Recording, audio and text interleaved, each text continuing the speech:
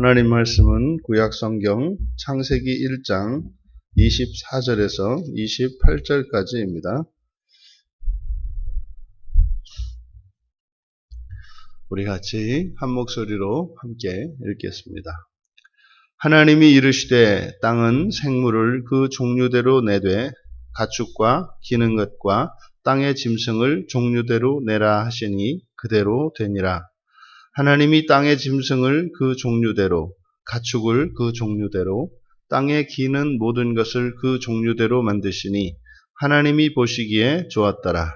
하나님이 이르시되 우리의 형상을 따라 우리의 모양대로 우리가 사람을 만들고 그들로 바다의 물고기와 하늘의 새와 가축과 온 땅과 땅에 기는 모든 것을 다스리게 하자 하시고 하나님이 자기 형상 곧 하나님의 형상대로 사람을 창조하시되 남자와 여자를 창조하시고 하나님이 그들에게 복을 주시며 하나님이 그들에게 이르시되 생육하고 번성하여 땅에 충만하라. 땅을 정복하라.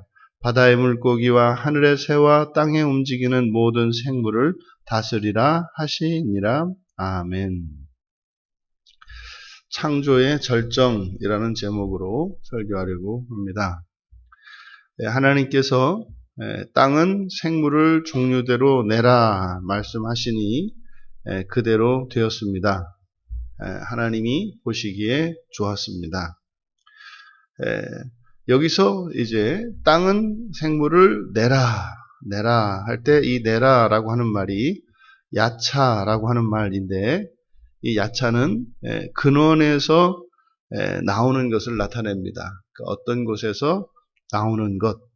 그리고 창조 기사에서는 땅에서 나올 때, 땅에만 사용되고 있습니다. 창세기 1장 12절에서도 하나님이 물을 한 곳으로 모으시고 마른 땅을 땅이라, 묻힐 땅이라 하셨습니다. 그리고 거기에 이제 풀과 채소와 나무들이 났지 않습니까? 그때 땅에서 나온 그 식물들이 땅에서 나올 때, 그때도 야차라고 합니다. 그래서 이 야차라고 하는 말은 하나님께서 직접 만드신 것이 아니라 이제 명령하여, 대상에게 명령하여 그렇게 되라 하셨을 때, 땅으로 하여금 무엇인가를 만들어지게 했을 때, 야차라고 합니다. 그래서 이 야차라는 말은 이제 뒤에 이 모세오경에서 보면 어떤 장소에서 떠나가는 것을 야차라고 하는데, 그러니까 뭐 아브라함에게도 하나님께서 갈대아 우르를 또 하란을 떠나게 하실 때, 그래서 그때도 야차라는 말을 쓰는데, 그 야차라는 말에는 하나님의 명령이 담겨 있을 때, 그럴 때 또 야차를 사용합니다. 그래서 이 땅에서 이런 생물들이 나오는 것, 이것을 이제 우리가 보면 이제 간접 창조라고 할 수 있습니다. 하나님께서 직접 만드신 것이 아니라 땅에게 명령하여 나온 것이기 때문에 이것을 간접 창조라고 할 수 있다. 출애굽기 1장 5절에 보면 야곱이 낳은 그 야곱의 자식들, 그 자손들 전체를 이야기할 때 야곱의 허리에서 나온 사람이 모두 70이요. 그러니까 야곱이 낳은 그 자손들 전체를 말하는 것인데, 그때 나온 사람 할 때 이 나오다, 이게 또 이제 야차입니다.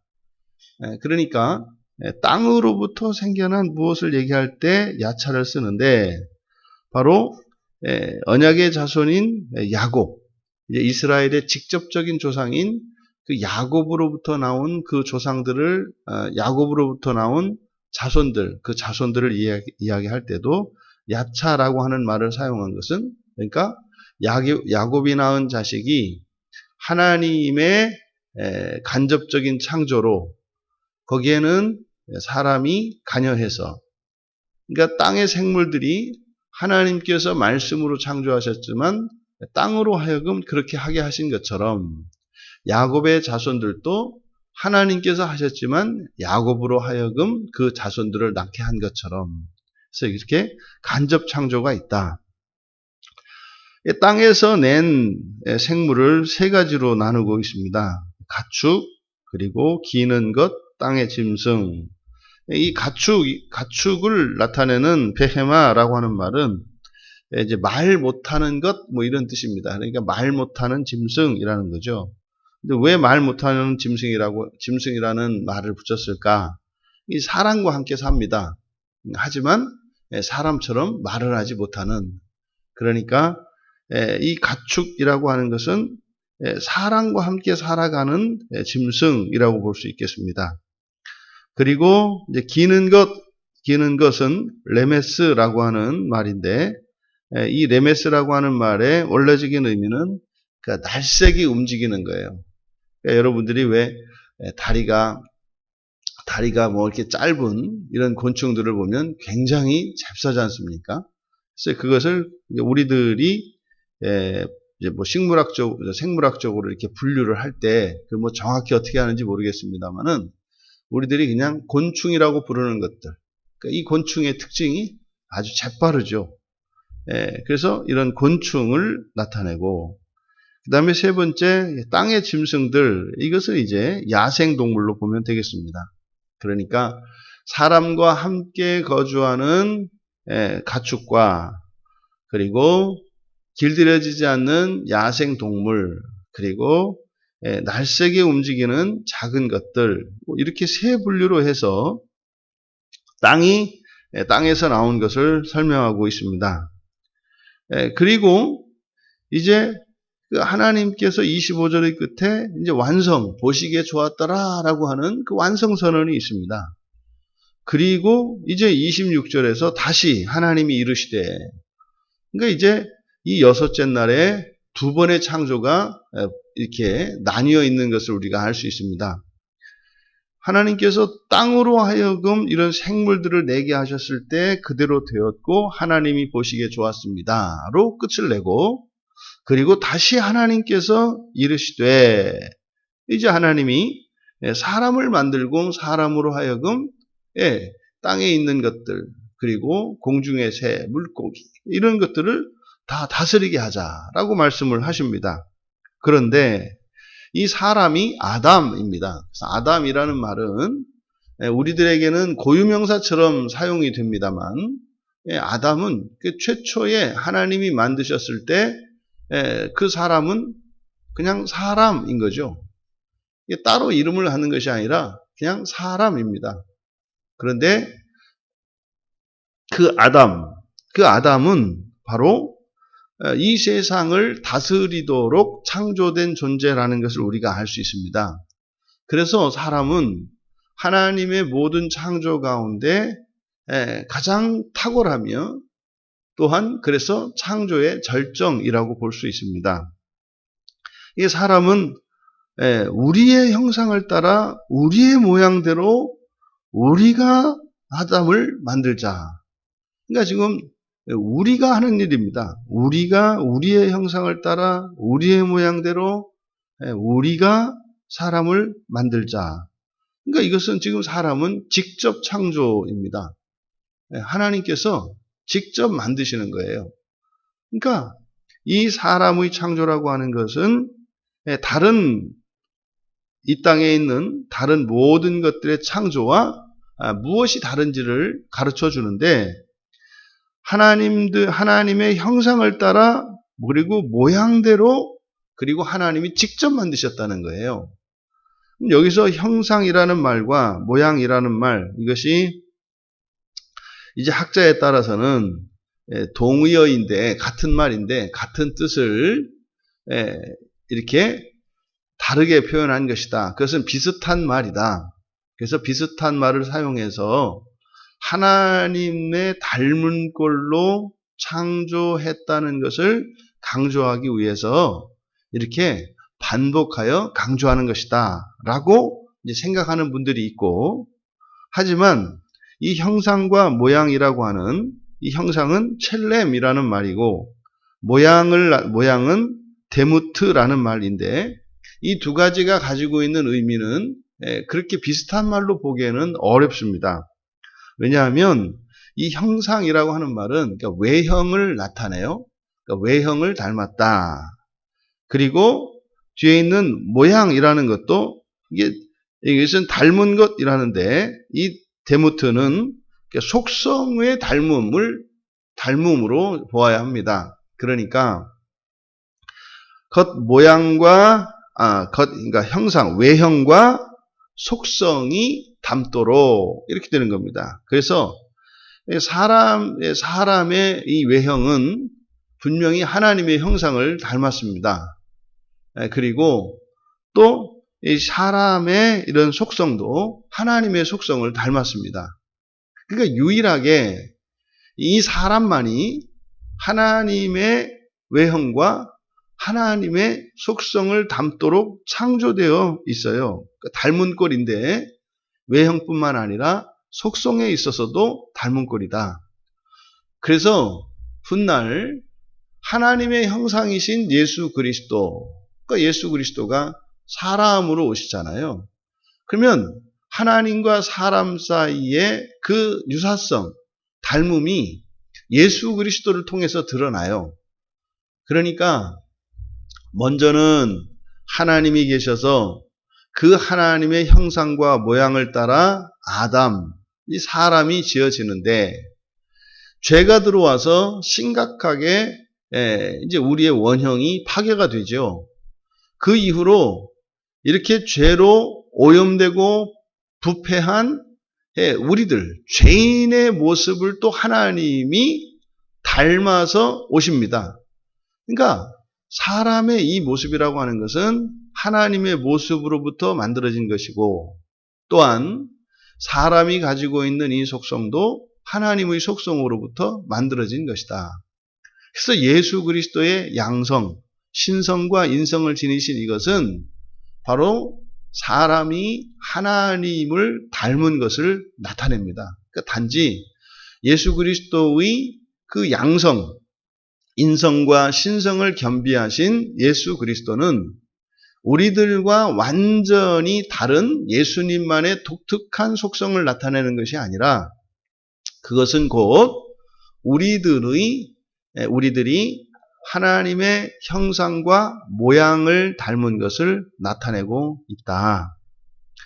그래서 바로 이 사람은 그렇게 특별한 존재로서 모든 것을 다스리도록 창조된 존재입니다. 여기서 이제 다스린다라고 했으니까 이것은 사람에게 주권을 주셨다는 의미예요. 사람은 이 지상에 있는 생물들에 대한 주권을 가지고 있습니다.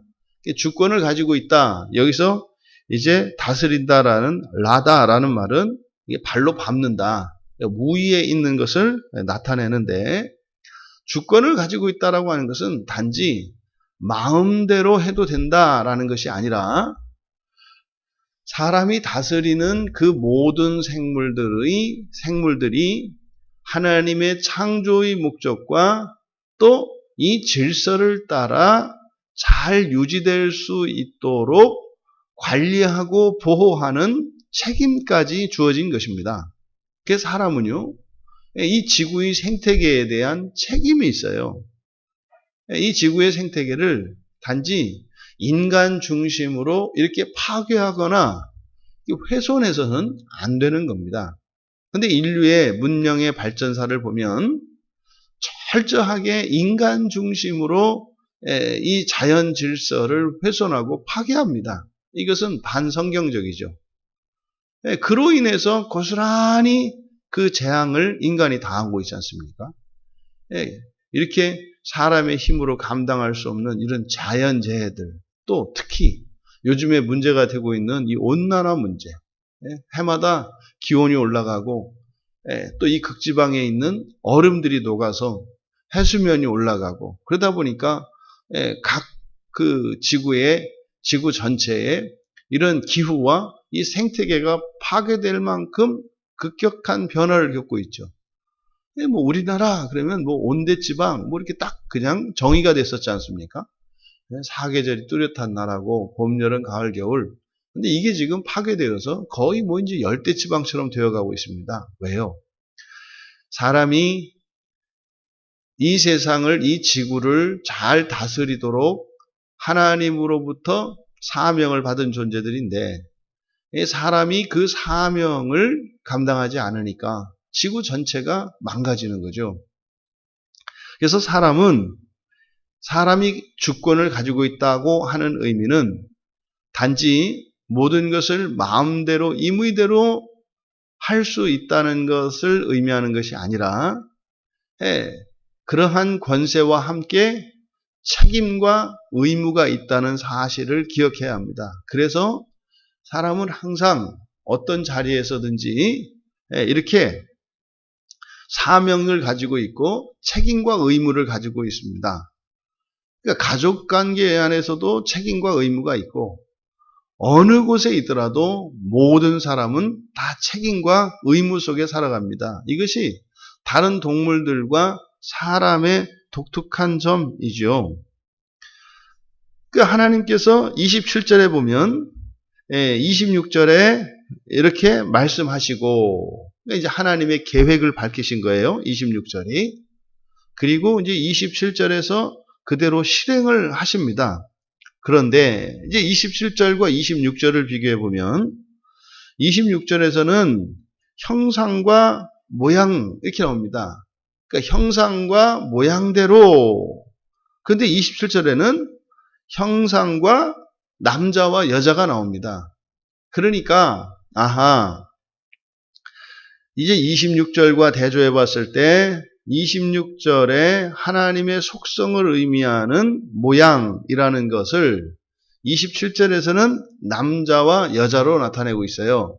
그러니까 이게 이제 뭐 이단 중에 하나는 이거를 가지고 봐라. 하나님이 하나님의 모양대로 만들었는데 하나님이 남자가 있고 여자가 있지 않느냐. 그러니까 남자 아버지 하나님이 있고 여자 어머니 하나님이 따로 있다. 이제 이렇게 말도 안 되는 이야기를 하는 거죠. 여기서 남자 여자라고 하는 것은 바로 하나님의 속성을 나타내는데 어떤 속성이냐? 이것은 바로 관계성입니다. 그러니까 하나님은 성부, 성자, 성령, 삼위일체 하나님입니다. 그러니까 하나님의 존재 자체는 관계적 속성을 가지고 있어요. 그러니까 하나님은 홀로 존재하는 분이 아니시라 하나님은 함께 존재하세요. 그러니까 복수로서 단수가 되시는, 그러니까 삼위로 세 인격이시지만 한 분이세요. 그러니까 사람도 마찬가지입니다. 사람도 남자와 여자로, 그러니까 이제 하나님과 사람 사이의 차이는 하나님의 존재 방식은 삼위일체라면 사람은 이인 일체가 되는 거죠. 그러니까 남자와 여자가 일체를 이루어 하나가 됩니다. 그러니까 바로 이 관계적 속성을 말하는 거예요. 그러니까 우리가 하나님의 속성을 닮았다 했을 때 그 대표적인 것이 무엇이다? 바로 관계적 속성이다.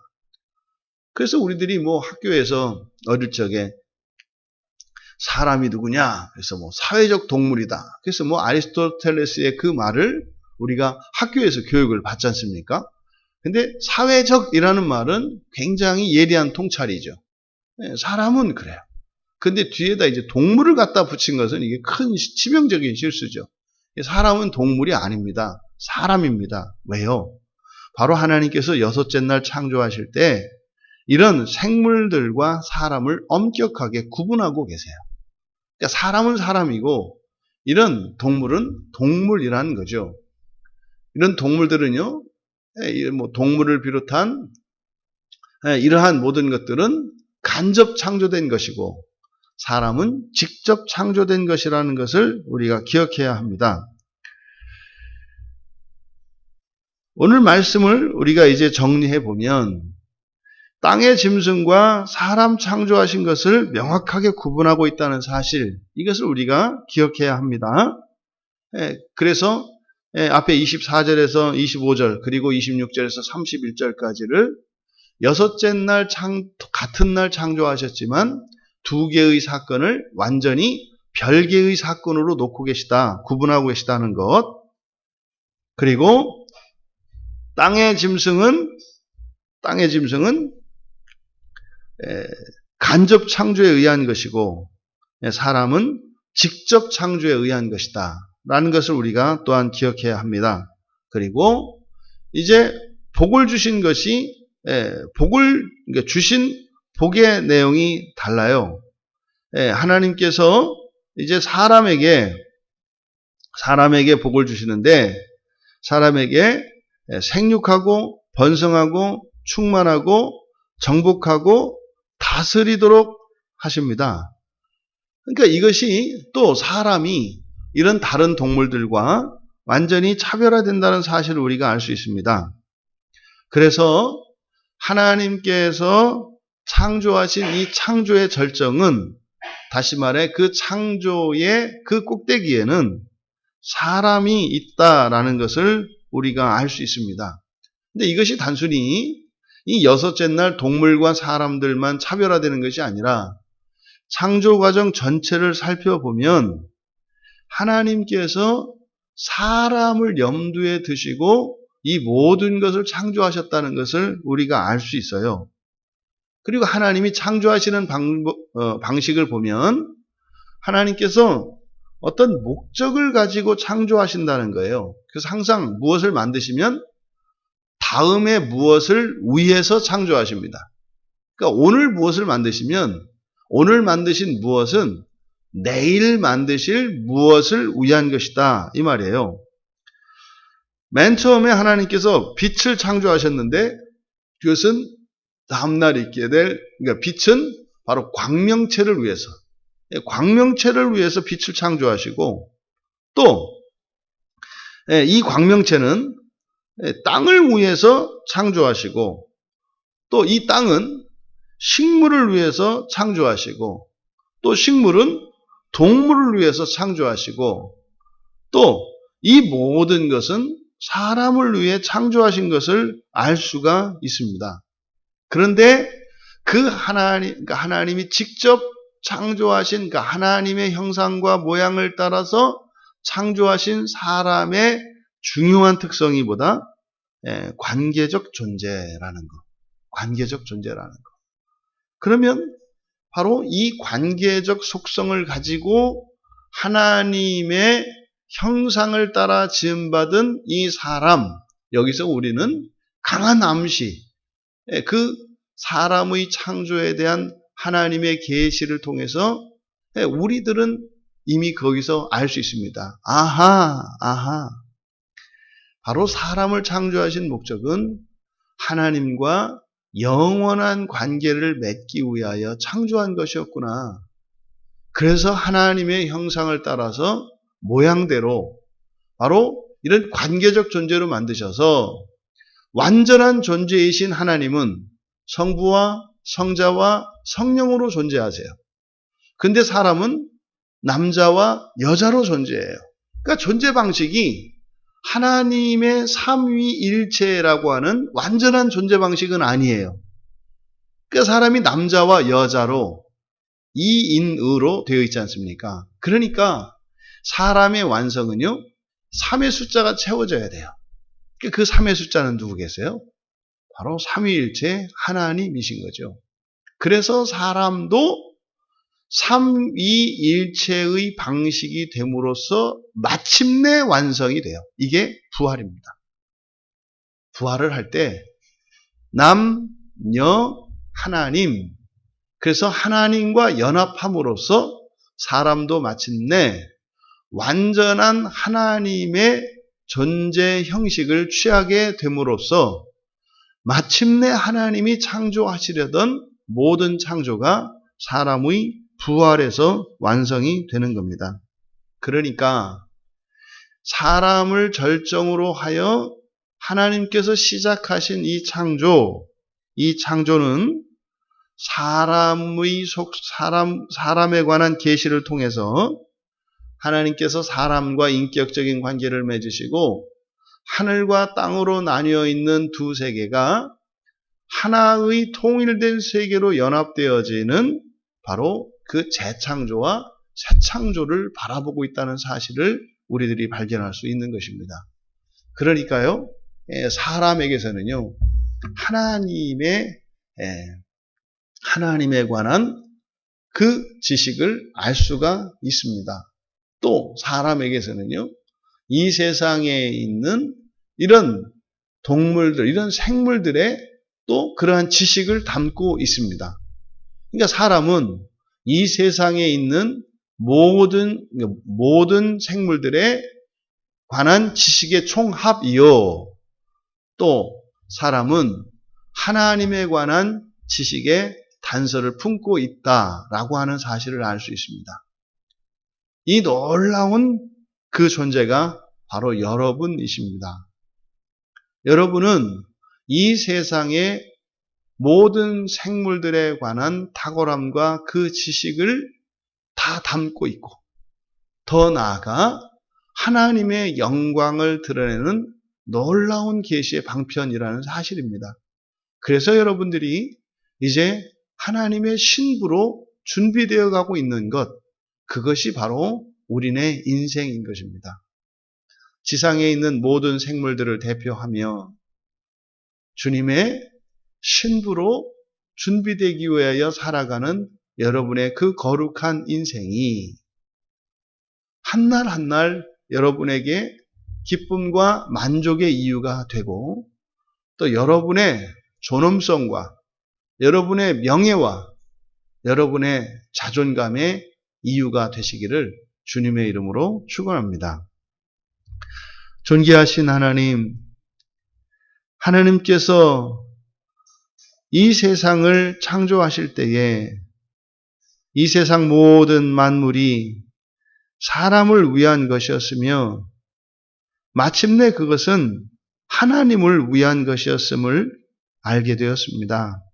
하나님, 저희들이 이 세상을 살아가는 동안 이 세상을 딛고 하나님 나라를 향하여 준비하기 위해 살고 있는 것임을 실감하게 하여 주셔서 이 세상에 있으되 하늘에 속한 자들로 살아가게 하옵소서.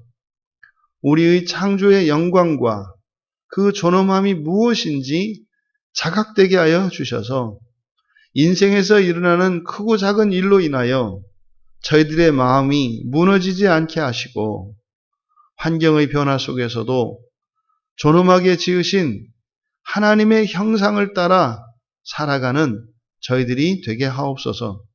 감사하며 예수님의 이름으로 기도하옵나이다.